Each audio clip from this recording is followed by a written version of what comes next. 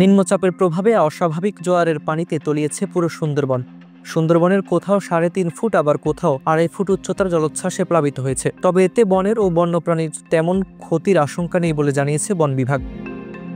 খুলনা জেলার অন্তর্গত পূর্ব সুন্দরবন বিভাগের চাঁদপাই রেঞ্জের করমজল পর্যটন ও বন্যপ্রাণী প্রজনন কেন্দ্রের ভারপ্রাপ্ত কর্মকর্তা মোহাম্মদ আজাদ কবির জানান, শনিবারে দিনের জোয়ারে স্বাভাবিকের তুলনায় পানি বেড়েছে 2.5 ফুট থেকে 3.5 ফুট।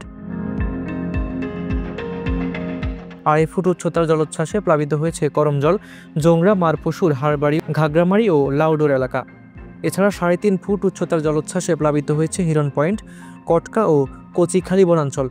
পুরো বনের ভেতরে জায়গা বিশেষে 2.5 ফুট থেকে 3.5 ফুট উচ্চতার পানিতে তলিয়ে গেছে।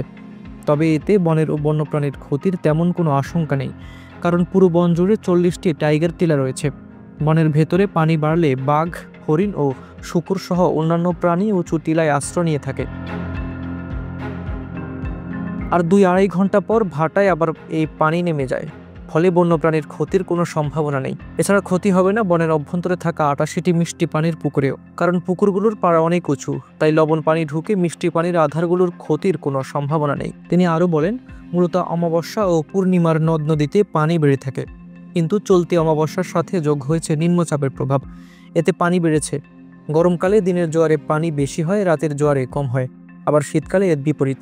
এদিকে নিম্নচাপের প্রভাবে তলিয়েছে মংলার পশুর নদীর পাড়ের ফসলি জমি, ঘরবাড়ি ও রাস্তাঘাট।